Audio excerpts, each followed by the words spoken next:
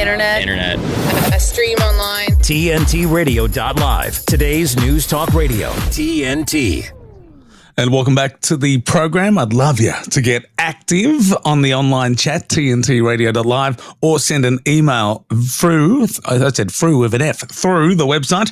It would be terrific if you could do that. My producer extraordinaire, Bill McIntosh, as I said, is based in Lima, Peru. It's all about, we can all work from home these days. It's terrific. He can work from home. I love that he can, and he is absolutely wonderful. I'm very proud of him. And he sources me guests from all around the world, because we're a global radio station.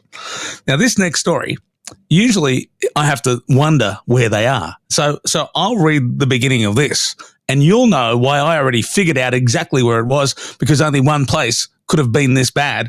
And it says, Nick Patterson is a former mixed martial arts fighter who came under police detection for simply training. He has been active in opposing government overreach in the name of COVID. And as soon as I heard that, I go, that's Australia. And if I had to guess, it had to either be WA or Melbourne, had to be Victoria. And they were worse. So I just figured out that he was in Victoria just by reading what it was that he had to combat. A guy who has been an MMA fighter for over 10 years. And as a subsequent result of the last 3 years, he's had to fight fear. He's had to fight stupidity. He's had to fight tyranny. And I love that he's that guy. And I've got him on the line right now. Nick Patterson, how are you? I'm good, mate. How are you? Mate, I'm bloody proud of you. I know a few people who did what you did. I know some priests who kept their churches open. I knew people such as myself who left their LGA and went up to watch the State of Origin when it was on, and we weren't supposed to. Bugger them, mate. I don't care. I wasn't going to succumb to what they told us to do, and I applaud you for not doing it either. I appreciate that. I really think it all comes down to the people either are going to follow their conscience and do what they know is right, or they're going to follow the loud screaming voices from the mainstream media and the government. And that's it. And that's how, and I think society is divided into both of those groups, and that's the dichotomy of the world that we see. It's amazing how many people that I talk to that are of such strong and even set minds that they can, decipher between truth, and non-truth. And I've had a couple of people on in just the last few days who have either a black belt or who are mixed martial arts fighters, because it gives you a mental discipline where you can think logically, where you don't respond to fear. You don't do that. And I just think before we get on to the politics of it, that I would encourage anybody, my own son included, who is literally a black belt at 14 years of age. And I've done that because of what it does for you mentally as well as physically. And if we could even touch on that for a minute and encourage others to get out and do it, I just think it's good for all of us moving forward. Yeah, look, it's great to have something that almost forces you to have to focus on the overcoming of fear and doubt, because I used to fight in the cage. You get into the cage to fight, even if you're not going in the cage, maybe you're doing just a little novice match against somebody in another gym. What it does is it forces you to have to believe in yourself, to overcome doubt, because doubt, all that does is brings it helps bring its friend fear in, and doubt goes to war with your confidence. And then you've got fear, which goes to war with your faith, and without those things, you can't be all that you're meant to be, and you can't reach your potential. So, fighting as a sport, unlike many other sports, the capacity that fighting has because it's quite extreme, to force you to have to focus on overcoming those obstacles which are mental, not just physical. Because people get in there, they want to fight in the cage or in the ring, and if they don't believe in themselves and they're full of doubt, they're not going to win. If they're full of fear, they're not going to win. If they're anxious, that's going to diminish their ability. So, and that has played a major role in sort of my stance on all things COVID as well. And of course, that's coming from people who is a former professional MMA fighter for over 10 years, a state, national and South Pacific champion. He was also ranked number 1 and 2 in weight classes. So when Nick Patterson tells you that, it's coming from a place where it's just absolutely gospel. Mate, now, I want to talk about what the cops did to you, what the government did through the police.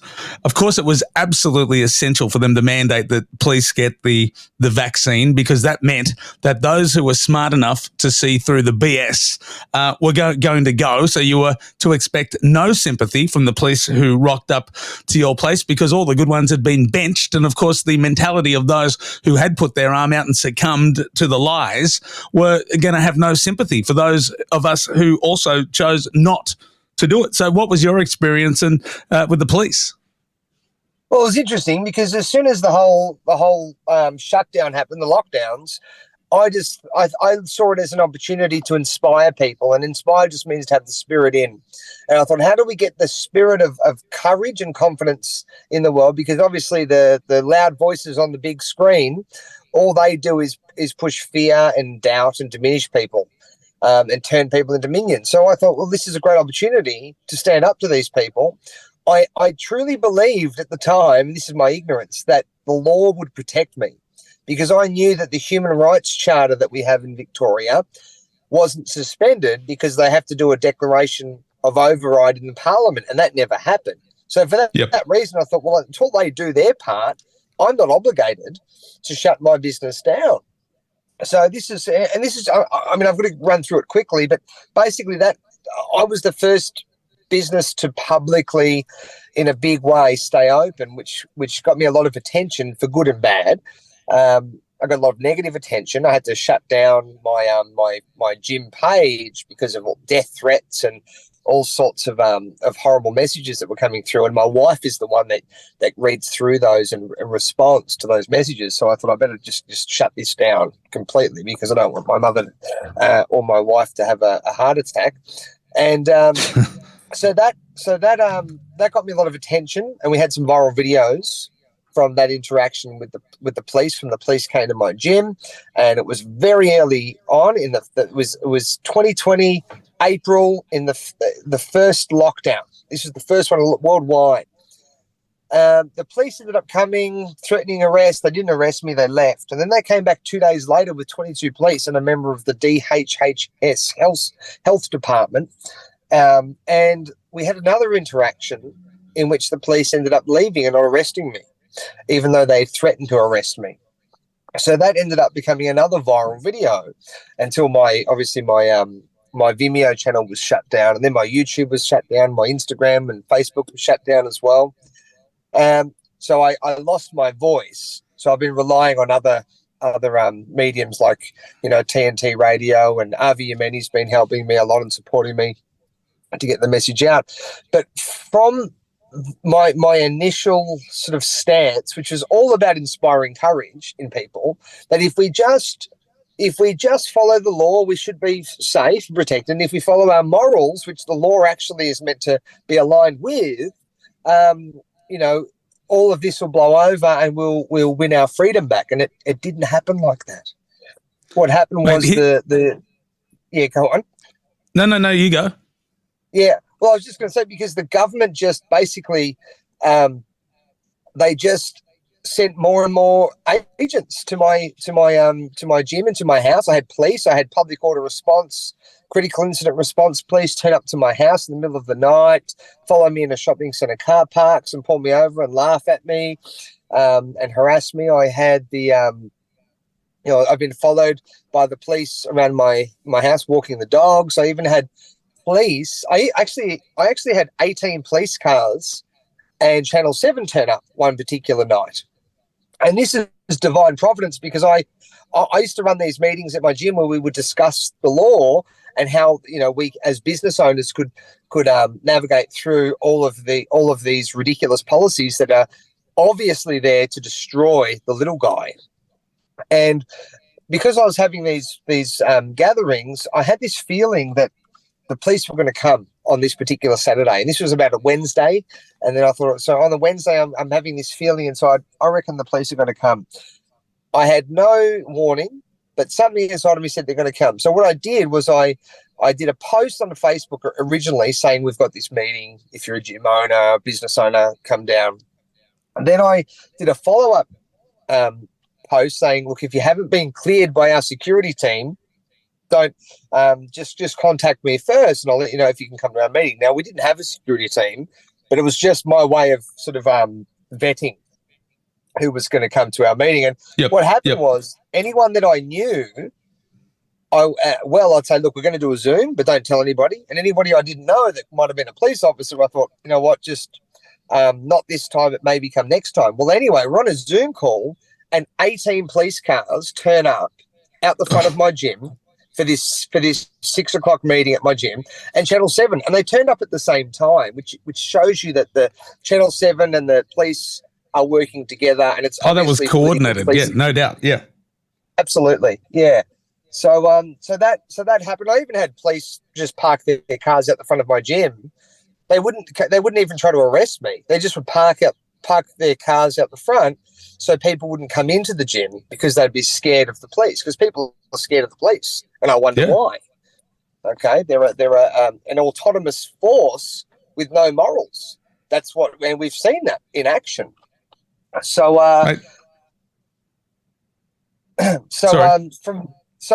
from there, then I continued to. I organised a rally at the police headquarters.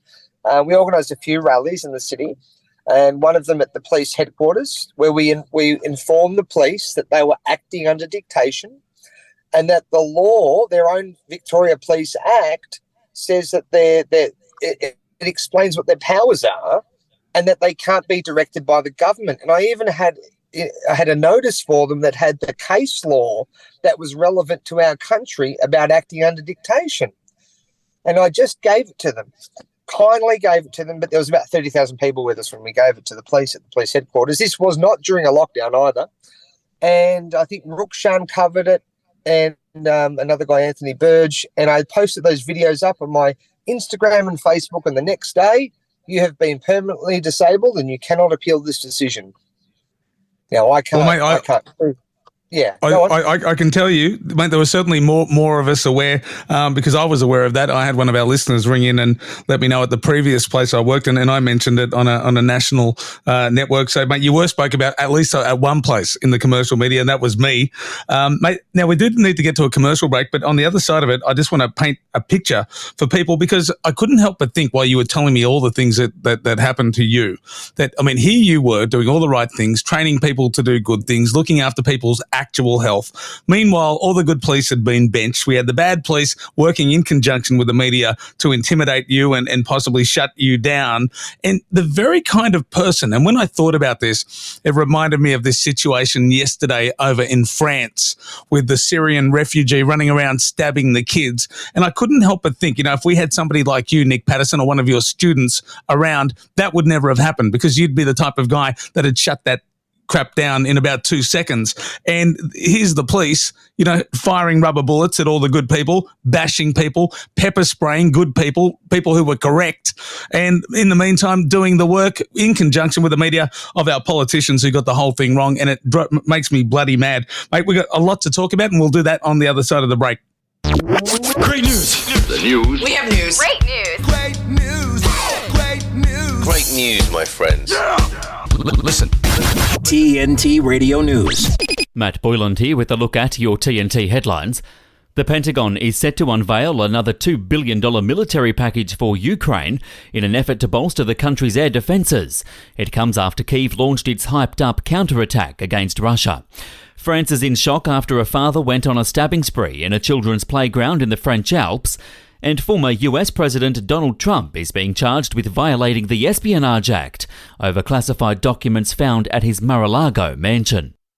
Globalist agendas, democratic rights at risk, corruption, propaganda. It never stops. For the news and views silenced by the mainstream media, by government and corporations, vote 1.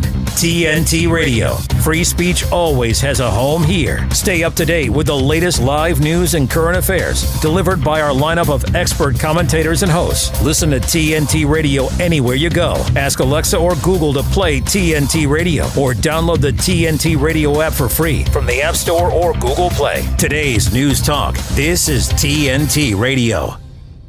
It certainly is. And welcome back. Just quickly on the online chat, I've got Kevin, who's written Dean on the ABC 24 today. The boss of Pfizer Australia says, they just don't give up, these creeps, do they? We should all have a fifth vaccine as COVID numbers are increasing. I remember a very prominent teaching doctor who said back in the early days, if I was going to get my third or fourth booster, that I would probably be writing my obituary. Yeah, I'd write my own obituary, he said, and making sure your funeral insurance was okay. And, of course, for those who doubt me, who think it's entirely safe, I refer you to the New South Wales Weekly COVID Respiratory Surveillance Reports archived, only the ones before this year. So up till the end of last year, and they have a column, it's sorted by vaccination status, and it was always 0 in the hospital, 0 in the ICU. Occasionally they find a couple of us who weren't sick enough to get in the hospital or ICU who allegedly died from COVID, which is just amazing, almost magical in its effects. But of course, those who had 4 or more were exponentially worse. And don't forget, those who only had 2 were the bigger group, not those who had 4 or 5 or more, but they were massively, those who did have 4 or 5 or more, those who were more likely to die, to be in hospital or in the ICU. Numbers don't lie, people, but a lot of us had common sense. We had intuition. We knew these things were bad. And I'm talking to one of them now, Nick Patterson. And for those who have just joined us, a former mixed martial arts fighter with his own gym, who absolutely did not bow to the tyranny of Dan Andrews. And of course, the recently defunct Health Minister Brett Sutton down there. He has gone the way of the dodo, but off to the CSIRO to have a bigger say in things on a national level. It's all very sickening, isn't it, Nick Patterson? Yeah, it is. It's a big cartel, and we know it's a cartel because there's no separation of powers. You know, the government appoints the judges, so the judges are never going to adjudicate against them when they're appointed by them.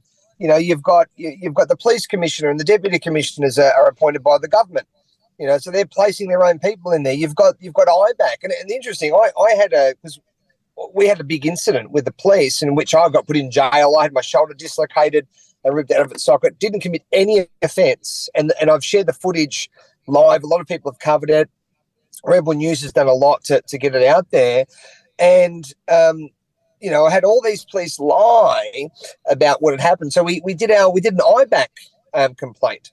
And IBAC, we thought, you know, maybe they'll do something. Well, IBAC, they referred the investigation onto the police to investigate themselves for their own corruption. But it's a cartel because you've got to understand that the IBAC is funded by the government as well, right? So the IBAC's meant to be independent, but it can't be independent when it's funded by the government, the same people that they're meant to independently investigate for corruption. There's an issue there.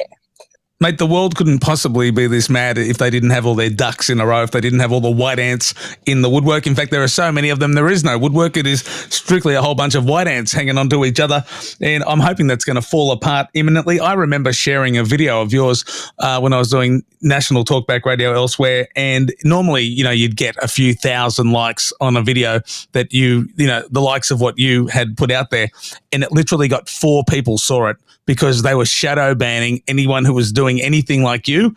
And it was right across Facebook. It was an absolute waste of time sharing any video of freedom fighters on Facebook during the time. I don't think anything's improved subsequently. Mate, some of the things that happened to you are sickening. I mean, people, listen to this. He's been targeted, beaten, arrested, jailed for 29 days, fined, prosecuted, stalked, harassed, bailed, silenced, censored, banned, and subsequently his Facebook, Instagram, Vimeo and YouTube accounts were all permanently disabled with no ability for him to appeal his decision. And that pretty much sums up the last 3 years, doesn't it? Yeah, it does. And obviously, you know, I'm very hot or cold. Like I'm not halfway in the middle. It's not my nature. So obviously I went all out against this agenda because I knew it was wrong. And I was fairly awake to the government corruption prior to all of this COVID nonsense happening. But when the police actually started targeting me at my home at like midnight, 1 o'clock in the morning, that's when it became really personal. And what that would do to some people would make them go, oh, you know what, let's just stop standing up for ourselves. But I went the other way. I went, all right, well now, and that's when we decided to take 30,000 people to the police headquarters, to let them know that they're acting under dictation, because it was getting ridiculous. And this happened 5 times, mind you, 5 times the police came to my house late at night, bashing on the door. And you know what the reason that they came? It was just to check in on me, because I was a person of interest. So I said, why am I interesting? What am what's so interesting about me? And they go, oh, well, you go to rallies. And I go, and that makes me interesting, does it? So it was, if you have some critical thinking skills and you have some discernment, you can see that this is an agenda. And what happened with me on the 29th of May, 2021, at a rally that never was, we turned up to this rally, and I had this interaction with this police officer, and I thought I'll exercise my rights. So the police officer came up to me. He said, he goes, what's your name? I said, I don't talk to police. And I said, DPP versus Hamilton, right? So that's a Supreme Court case in Victoria. I don't have to talk to police unless I'm under arrest. And then he said, well, I believe you're committing an offence. I said, what offence am I committing? Oh, I believe you're outside of your 5Ks. And I said, okay. Do you have any facts to verify that? And he goes, well, no, I want you to confirm that you're not. I said, no, I don't have to say anything to you. And then I quoted George versus Rocket. I said, when a statute prescribes that there must be reasonable grounds for a state of mind, including suspicion and belief, it requires the existence of facts, which is sufficient to induce that state of mind in a reasonable person. So I said, where's the facts that you're relying upon to establish your belief? And he didn't have any. So eventually this went for about 10 minutes, and then the inspector, so the head guy from all these, there were hundreds of police surrounding us as well. He ends up saying to us, look, we're going to give you 5-10 minutes to leave the area, or we're going to arrest you. So we leave. And as we're leaving, we are consistently assaulted by members of the Autonomous Port and Critical Incident Response Unit. They're like your stormtroopers. And they just start walking up to us and pushing us, yelling at us, all the way as we're walking back to our cars. And eventually, I think it's because we didn't react, because they were obviously agitating us to react, because the mainstream media, there were 3 cameramen following this autonomous group of police as they were walking up to us and pushing us and yelling at us. Because we didn't react, they started upping the ante until eventually they just ran across the road and started bashing my mate. And it's all on camera. Imagine you're in Melbourne, and then you're just, there's some guys just walking back to their cars, and a whole lot of stormtroopers run across the road and just start bashing one of them for no reason, just to bash them. And obviously we ran in to try to defend him, and it became we got capsicum sprayed. They brought their batons out. They dislocated my shoulder. They ripped it right out of its socket in this interaction. And then the police charged me with 23 charges of assault and resist arrest, even though we didn't do anything. I didn't do anything wrong other than defend my mate, which you have a right to do. It's in the Crimes Act, Section 322K. You can defend yourself or somebody else who's being assaulted. And that's what I went to do. And there were 43 police witnesses. Every single one of them lied. Not one of them has come forward speaking the truth, even though the body camera footage, I've shared it publicly, because I don't even care about whether or not I can share it publicly, because I have a right to, because it's a matter of public interest, because a crime was committed. Okay, and it's a warning. But anyway, I haven't been charged for sharing that body camera footage, and it's now it's in the public domain. But people have seen it. The police are aware that they've committed the crimes, and what they're doing is perverting the cause of justice. But none of them have come forward with any sort of moral fortitude to go, you know what, I'm gonna break rank, and I'm gonna speak the truth, and I'm gonna back your neck, because what happened to you that day was wrong. That didn't happen. And then I was put in jail for 29 days. They denied me bail, and then when then 29 days later I was granted bail. And listen to these conditions. So the conditions that I was given was basically a full gag order, that I couldn't speak on any website, any public forum, anybody else's website, social media, about the police, the government, state or federal, the law, state or federal, the COVID pandemic, or the chief health officer's directions. These were my conditions. Now, I wasn't even charged with incitement charges, which that's what they were using during the pandemic, situation that was happening. They were finding people that were like prominent, that were standing up to the government, and they were charging them with incitement. I didn't even get charged with the incitement charges, but I was given a full gag order, which I had to then later on, vary the bail conditions in the court. And fortunately, the magistrate said, this is ridiculous. These conditions have no relationship to the alleged offences, and the alleged offences didn't even happen anyway. So that's and I'm still fighting this battle. Like I've had Wow. 3 judges pull out of this court case. Or no, sorry, 2 judges. I'm up to the 3rd judge now, and we've had 2 prosecutors pull out, and we're up to the 3rd prosecutor. Okay, they're dragging it out. It's already cost me probably about $140,000 so far in cost for representation, and I need the representation because the sheer workload of having 43 police witnesses, 43 use of false reports, body camera footage, like hundreds of hours of body camera footage, and all the rest of the ridiculousness that's been thrown at you like a weapon, because they weaponize paperwork in the hope that you'll give up or plead guilty to something that you haven't done, so they can make a deal and they can basically have their way with you. But I won't do it. So I'm in a situation that's quite tough, but I always look at the positive. I think, tough times make tough men. And I'm going to rise to the challenge, and I'm going to do everything I can to expose these corrupt police and these moral abdicators, and we're going to get a win in the end, because I'm not going to back down, and I don't think they have any way to win, which is why they keep stalling and adjourning the trial off. And interestingly enough, we were meant to have trial on the 1st of June, and then they changed it to the 2nd of June, and then they changed it to the 28th of August without even asking if my lawyers are available or our witnesses. And this is unheard of. So some very strange things are happening. There's a whole lot of government corruption and police corruption. They seem to be colluding together. And I know that is the fact, because that's been my experience. Yeah, mate, it sounds ludicrous. I mean, what it was that they tried on you was a psyop, and they're obviously not that intelligent, those behind that, because anybody who, as I've just read your bio, would know this isn't a guy who's going to break. This isn't a guy who's going to succumb. He's going to fight this till the end. I've got a question, 2 things, one of which I'll ask you on the other side of the break. With this tremendous amount of money you're needing to come up to fight this legally, do you have a GoFundMe page or anything where people can get on and help with that? No, I've just got a page set up, because GoFundMe's get shut down all the time.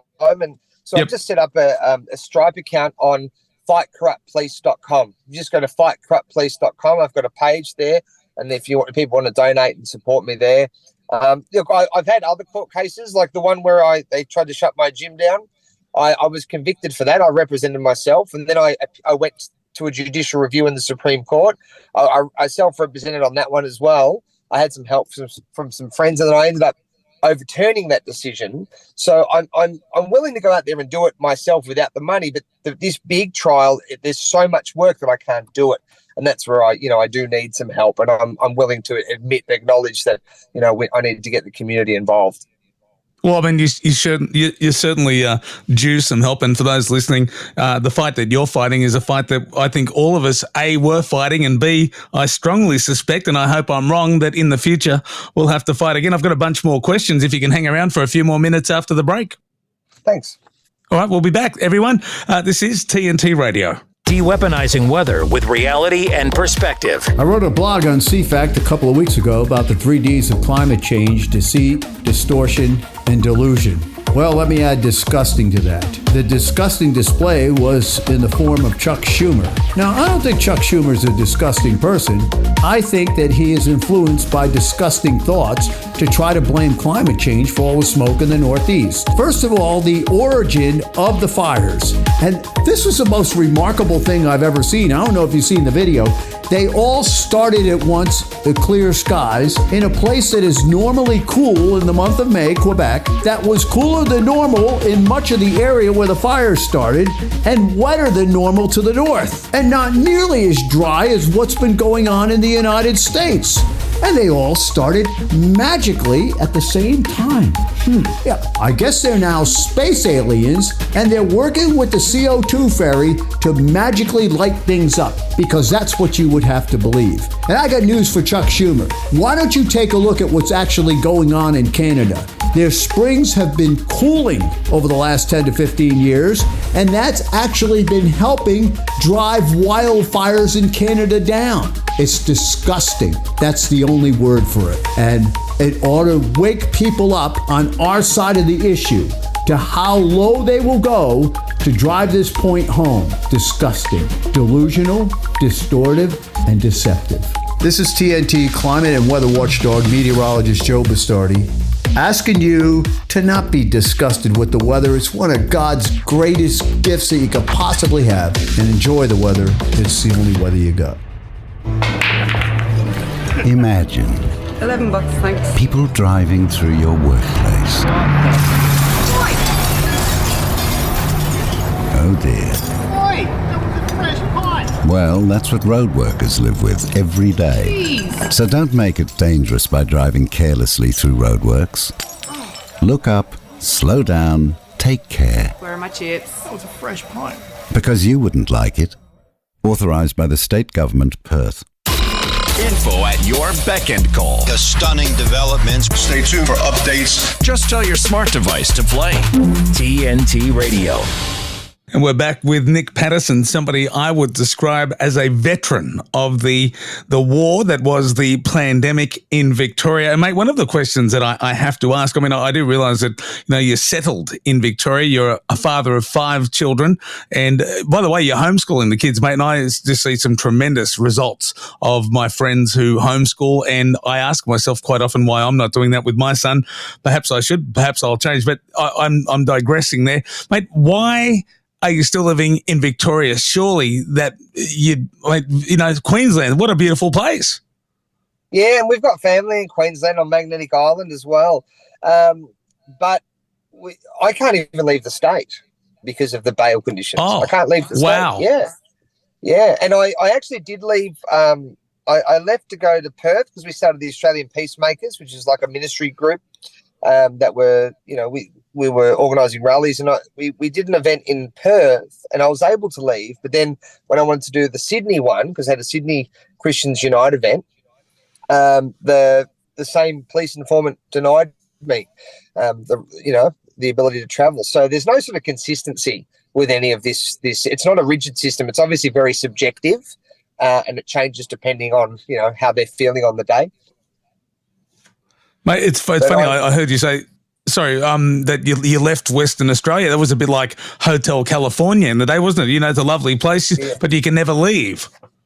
Yeah, I know, right? So, but it's interesting because my bail conditions don't let me to, even walk across the border. I can't get out. I'm stuck here.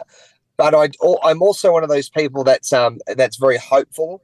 And I'm not one that would run. I'm one that would stand and fight anyway.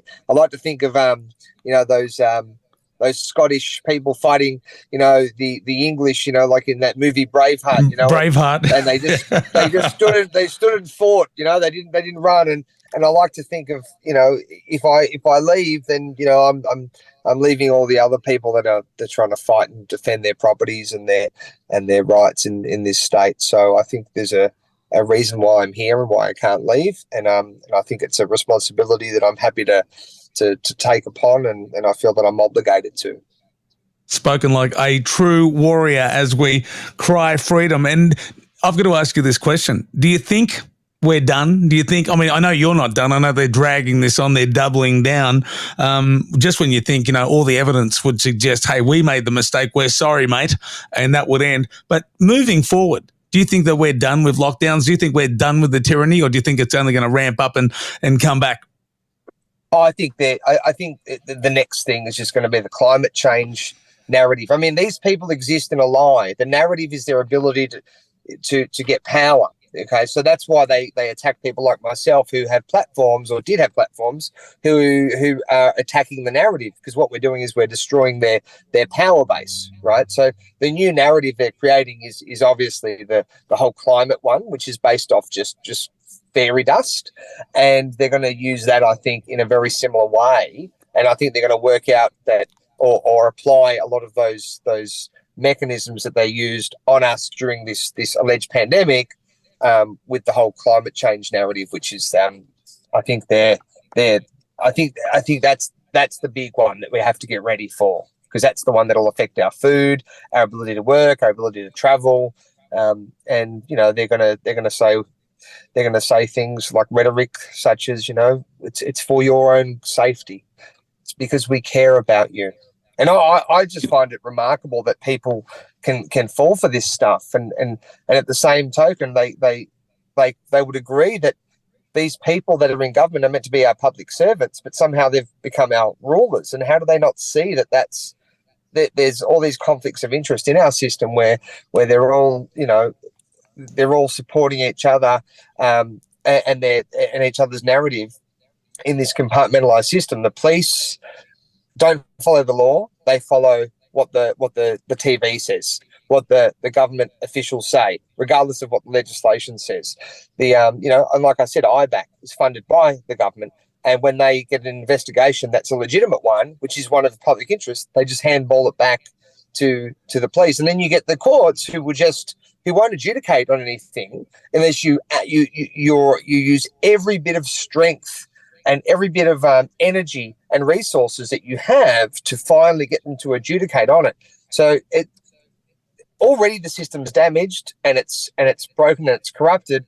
But when they bring in the new narrative, it's just going to give them more powers. And I think the only way we come out of this is to be strong people. We civilly disobey and we do what our conscience tells us to do, because that's the light that lights every man or woman that comes into this earth. That's a God-given thing. That's our soul. And if we let our light shine, we can inspire others to do the same. And that's what they don't want, which is why they kick us off social media. They restrict us and our ability to have large platforms, but we've got to still do it. We've got to reach the people with the truth, because that inspires, and that's much more powerful than their lies. Yeah, and it's why they had the mandates for the police. It's why they had the mandates in our healthcare systems, because they wanted the free thinkers and the fighters. They wanted them out, and especially in the police force, they had to get rid of them. Mate, if I was to get in my DeLorean, fire up my flux capacitor, go back to 1999 and have a chat with you and say, in 21 years' time, we're going to have a society of our fellow Australians who have become compliant, complacent, who do as the government tells them, despite what their intuition would suggest they do, that we'd succumb to lockdowns, that we would succumb to medical tyranny and all this. It would seem like some Orwellian 1984 nightmare, and you probably would have had me committed. Would that be a fair assessment? I wouldn't have had you committed. I would have thought, that's an interesting story. That's about it. But I wouldn't have believed it could have happened so quickly. That's what shocked me. And I didn't think that we as a people collectively were as weak as we were. I thought that there was more strength and quality of character amongst our community. And go on. I like your attitude where you say, no, I wouldn't have had you committed. I would have considered basically what you said. And it takes me back to a fellow that you probably didn't get to enjoy down Mexico way, but certainly up here in New South Wales, we had a guy named Brian Wilshire who was on major, one of the biggest stations in Sydney, Talkback Radio, and he was warning us in the 80s of exactly what's happening now. And many people, what a nutter, what a tinfoil hat wearing character this guy is. It turns out he was almost a prophet. Yeah. And that's generally what happens, because the people that exist in the lie and like the lie, when they persecute those truth tellers, they're basically testifying of the truth, aren't they? Because that's the way it is. Like I said, the dichotomy is in this world is the people that do what they know is true, and the people that don't because they want to get money, or they don't want to lose their status and standing in their community, or they want to be perceived a certain way. But people like you and I, we focus on what's right. We look internally, and that's what's lacking in our society. And I've worked it. I've looked at it. And I've looked at society, through the last 3 years, and what I've noticed is that there's people that care more about the external things than the internal things, and then there's others who are willing to lose all the external things because of that voice inside of them. That's the one that we can't prove tangibly exists. Yet it's more powerful to many of us than the external things that we can objectively see and prove exist. Mate, your case, it's a political hot potato, but the serial narcissists behind it, they seem intent to double down. So what does your future, what's the plan? When are you heading back to court, and how long do you expect this will drag on? Well, we've got the trial booked. It's an 18-day trial. That's booked. 18 days. And we probably need more. But it's an 18-day trial, all based off lies and the fabrication of false evidence, and it's all based on a lie. So I'm going to court and spending all of these resources because of their lies. They assaulted me. They destroyed my shoulder. They put me in jail. They put me on bail conditions. They did all these terrible things, which seems to be a standard operating procedure for corrupt police and political police. The crimes that they commit against you, they would charge you for, and then you've got to defend yourself and go through this massive process of defense. And it's almost like the Twilight Zone. But if you look at it through the correct lens, you can see there's a lot of good that comes out of it. In that, I know I've done the right thing. I know that my soul's intact, and I'm not going to have any regrets. Mate, and that's the big thing. If you can look yourself and your kids in the face, you look at yourself in the mirror and be happy, go to sleep with a clear conscience, then you've done the right thing. Mate, one very quick question. When this does go to trial, are we dealing with a judge or a jury of your peers? Which one? I have a jury trial, and I'm keeping everybody up to date on my Telegram channel. It's the only social media that I've been able to maintain where I can communicate with people, and that's been Telegram. And so if anyone wants to stay up to date and follow sort of what I'm doing, it's t.me/fight-corrupt-police, and that's been the easiest sort of medium of communication that I've been able to use to let people know sort of and keep people updated with what's happening with my court case. All right, Nick Patterson, I have to go. You are a champion. You've earned another belt as far as I'm concerned, mate. Keep fighting the fight. I wish you every success. And if you could keep us apprised of what's happening moving forward, I would absolutely love it. I do need to get along. Everyone, that was Nick Patterson, an absolute champion. Check him out on Telegram. We've got Katie Hopkins coming up next for all you English people and everyone else around the world who loves her, as I do. It's Friday. It's the weekend. I'm off to enjoy it. I hope you do that too. I'll be back Monday on TNT Radio.